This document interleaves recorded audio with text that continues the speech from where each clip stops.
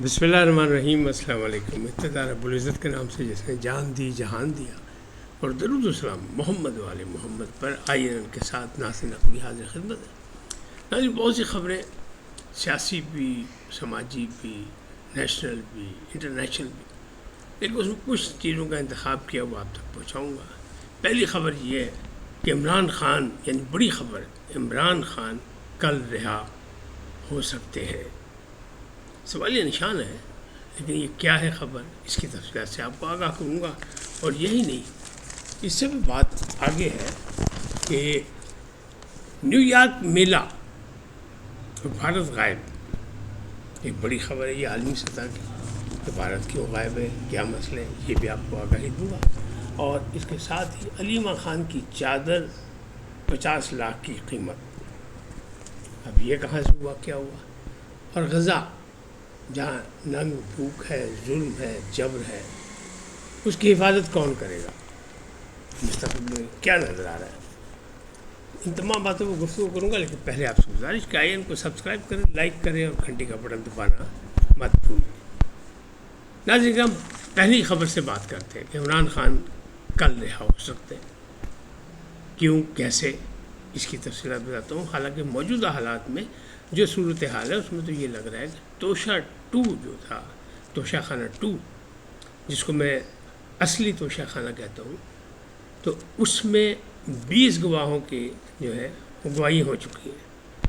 اب اگلی سماعت پہ 2 پر کراس ہونا ہے، تو اس کا مطلب وہ مکمل ہو جائے گی۔ کہنے والے یہ کہہ رہے ہیں کہ اس میں سزا ہو جائے گی، اور بڑی سزا ہو جائے گی کیونکہ گواہیاں موجود ہیں۔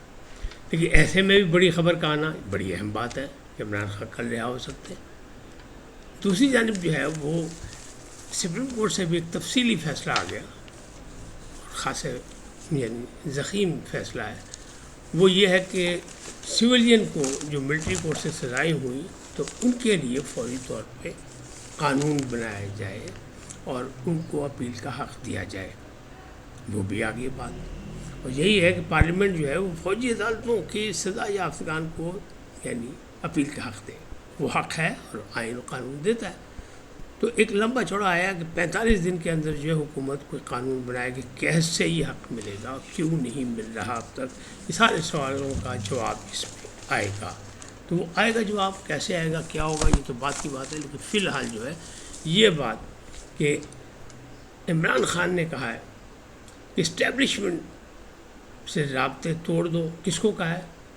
بیرسٹر سیف کو، علی امین گڈھا پور کو اور بیرسٹر گوہر خان کو۔ اس کا مطلب کئی رابطے تھے، تو کہتے تم چھوڑ دو، یہ صرف ٹرک کی بتی دکھاتے ہیں۔ اگر اسٹیبلشمنٹ نے بات کرنی ہے تو مجھ سے کرے، میں کروں گا بات۔ تو بھائی ابھی تو بات چیت کی بات ہے، تو کل رہا کیسے ہوں گے؟ یہ بڑی خبر لائے ہیں جناب قومی اسمبلی کے سابق اسپیکر اسد قیصر صاحب۔ انہیں ٹویٹ کیا کہ عمران خان کل رہا ہو سکتے ہیں۔ صورتحال صرف 1 2 3 4 باتیں انہیں ماننی پڑیں گی، جس میں تاثر یہ دیا جا رہا ہے کہ اصل یہ کہا جا رہا ہے کہ وہ خاموش رہیں۔ پہلے بھی کئی دفعہ یہ خبر آئی ہے کہ وہ خاموشی کی بنا پر اگر وہ خاموش رہنے کی ان کی کچھ ضمانت دے دے تو عمران خان کو رہائی مل سکتی ہے اور معاملات جو ہے سدھر سکتے ہیں، کوئی رعایت ہو سکتی ہے، ریلیف ہو سکتا ہے۔ لیکن موجودہ حالات اور ہائیبرڈ نظام میں جو نظام چل رہا ہے، جس میں فوج اور یعنی سیاسی حکومت، عسکری حکومت دونوں اکٹھے ہیں، ایک پیج پہ ہے، وہاں نہیں لگ رہا ایسا۔ اور دوسری چیز یہ ہے کہ اگر اس میں توشہ خانے میں جیسے کہتے ہیں کہ اگر اگلی پیج پہ جناب ان کو رہائی مل جاتی ہے، ان کے حق میں ہو جاتا ہے فیصلہ، یہ 90 ملین کے جو وہ ضمانتیں تھے اس میں ہو جاتی ہیں، تو جناب اس میں سب سے بڑا مسئلہ جو ہے وہ ہے 9 مئی۔ 9 مئی کی معافی ابھی نہیں لگ رہی، کہیں سے بھی، کسی شعبے سے بھی نہیں لگ رہی۔ بہت سے تعلق، اور یہی ہوا ہے کہ جو بیرسٹر سیف کو منع کیا ہے، یہ جو گوہر خان کو منع کیا ہے، یہ جو گڈھا پور کو منع کیا ہے، انہوں نے کہا بھائی تاڑے واسطہ کم نہیں، میں آپ کراں۔ اب عمران خان قید میں ہے، بہرحال جائز ہے، ناجائز ہے، کیسے ہے، کیا ہے، ان کی حمایتی کتنے ہیں اور کتنے ان کے حمایتی نہیں ہیں، یہ ایک الگ بحث ہے، لیکن قید میں تو ہیں۔ اب قید سے قیادت، اور پھر 27 ستمبر کے جلسے کو انہوں نے کہا یہ یہ جو ہے یہ بڑا تاریخ ساز جلسہ ہونا چاہیے، عمران خان صاحب کہہ رہے ہیں، اور یہیں سے حقیقی آزادی نکلے گی اور حقیقی جمہوریت نکلے گی۔ تو بھائی نہیں، دلی دور رست ابھی مشکل لگ رہا ہے معاملات ایسے۔ بہرحال اسد قیصر صاحب چونکہ ایک بڑے لیڈر ہیں اور انہوں نے یہ کہا ہے تو ان کی بات آپ تک پہنچانی تھی، وہ میں نے آپ کو پہنچا دی کہ عمران خان کل رہا ہو جائیں سکتے ہیں۔ انہوں نے بھی سوالیہ نشان ڈالا کہ ہو سکتے ہیں، یعنی اور یہ جو ہو سکتے ہیں، ہو جائیں گے، کر لیں گے، یہ مسئلہ آپ کو پتہ پھر لمبا ہو جاتا ہے، طول پکڑ لیتا ہے۔ اب اس وقت فرانس اور سعودی عرب کے حوالے سے ایک مشترکہ سے نیو یارک میں میلہ لگا ہوا ہے، کانفرنس میں عالمی لیڈرز وہاں موجود ہیں، اور بعد میں ان عالمی لیڈروں نے خطاب بھی کرنا ہے سلامتی کونسل سے، یعنی اقوام متحدہ کی سلامتی کونسل کے اجلاس سے خطاب بھی کرنا ہے۔ تو جناب اس میں بھارت بہادر غائب ہے، یعنی کون؟ مودی سرکار غائب ہے۔ کون ہے وہاں؟ جے شنکر صاحب ان کی جگہ، وزیر اعظم کی جگہ خطاب کریں گے۔ تو پہلے تو ایسی نچلی اسٹیج پہ آ گئے وہ کہ جب انہوں نے اپنا وزیر خارجہ بھیج دیا، سب سربراہان ہوں گے، تو سربراہان کے مقابلے میں جے شنکر صاحب کو تو کوئی لفٹ نہیں ہوگی۔ یہ کیوں کیا انہوں نے اس لیے کیا کہ وہ موجودہ صورتحال میں لوگ پوچھتے ہیں کہ بھائی جہاز کنے ڈگے نے، جنگ کیوں ہوئی تھی، جنگ کون جیتا، تو وہ اس سوالات کا جواب نہیں دینا چاہتے، اس لیے وہ ویسٹرن میڈیا کے سامنے نہیں جانا چاہتے تھے، کیونکہ اب بھی 1 ماہ بعد نومبر میں بہار میں الیکشن ہے۔ تو بہار میں جو الیکشن ہے اس کے لیے وہ کہتے کوئی نئی بحث شروع ہو جائے، کوئی نئی ان پہ تنقید شروع ہو جائے، تو انہوں نے اپنا دامن بچانے کی کوئی، لیکن دامن بچانا کوئی نہیں، بہت مشکل حالات ہیں وہاں بھی۔ اچھا بہرحال تو اب انہوں نے جے شنکر کو بھیجا، وہ ان کی جگہ تقریر کریں گے۔ لیکن دوسری طرف جو 6 رہنماؤں کو دعوت دی ٹرمپ صاحب نے، اس سے ایسا لگ رہا ہے کہ اب کچھ معاملات جو ہے فلسطین کے وہ ہوں گے، کیونکہ ایک طرف بڑے ملکوں نے ماننا شروع کر دیا، فلسطین کو تسلیم کرنا شروع کر دیا، اور 2 ریاستی فارمولہ بھی آ گیا۔ اب یہ 6 مسلمان ملک جب جائیں گے ٹرمپ کی دعوت پر، تو کیا وہاں صرف کھانا کھانے جائیں گے، یا کہیں گے ٹرمپ صاحب آپ بہت اچھے جناب، آپ سے مل کے بہت خوشی ہوئی، لہٰذا جو تجھے کرنا کرو، اسرائیل کا ساتھ دو؟ نہیں، انف از انف، کام بہت بڑھ چکا ہے، جبر اور ظلم جو ہے وہ بڑھ چکا ہے بے تحاشا، دنیا کی تاریخ میں اتنا کبھی نہیں ہوا جتنا ہو رہا ہے، اور غزہ میں جو کچھ قیامت ڈھائے گی وہ سب کے سامنے۔ تو اب سوال یہی ہے کہ غزہ کی حفاظت کون کرے گا؟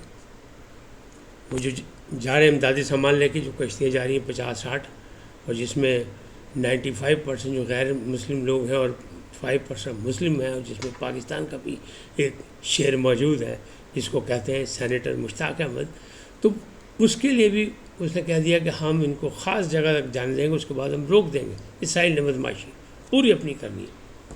تو پھر کیا ہوا؟ تو پھر جناب یہ ہے جو 6 ممالک جا رہے ہیں اس میں ایران نہیں ہے، لیکن ایک بات یاد رکھیں کہ نیو یارک میں جہاں ٹھہرے ہیں وہاں صدر ایران اور وزیر اعظم پاکستان کا کمرہ ساتھ ساتھ ہے، یعنی رابطے موجود ہیں، اور یہ لوگ جو جا رہے ہیں ان پر سب پر اعتماد ہے انہیں کہ یہ ان کی نمائندگی کریں گے۔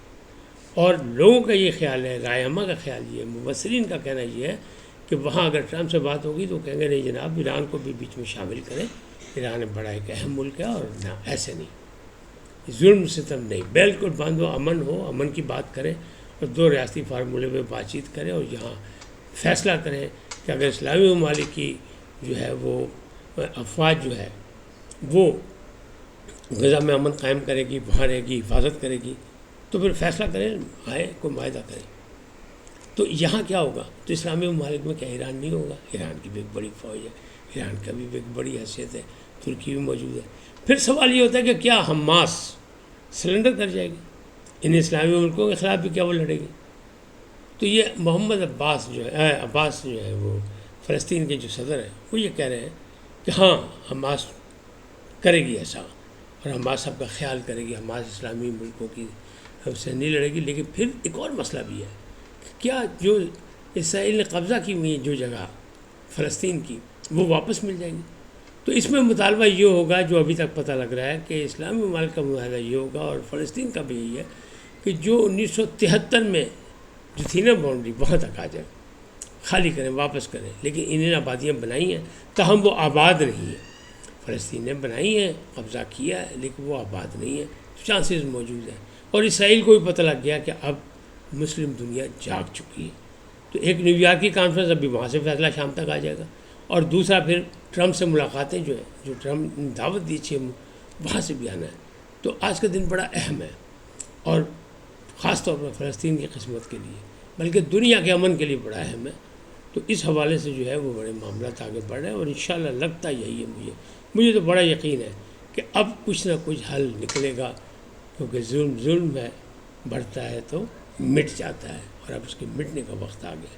اس وقت تک اتنے، پھر ملیں گے نئے موضوع کے ساتھ۔ جاتے جاتے آپ سے درخواست، آئیے ان کو سبسکرائب کریں، لائک کریں، گھنٹی کا بٹن دبانا بھولیں، اور اپنی قیمتی رائے کا اظہار اپنی شخصیت کے مطابق کریں۔ سدا سلامت رہیں، اللہ نگہبان۔ لیکن پہلے پاکستان زندہ باد، پاک افواج پائندہ باد، سدا سلامت رہیں، اللہ نگہبان، خدا حافظ۔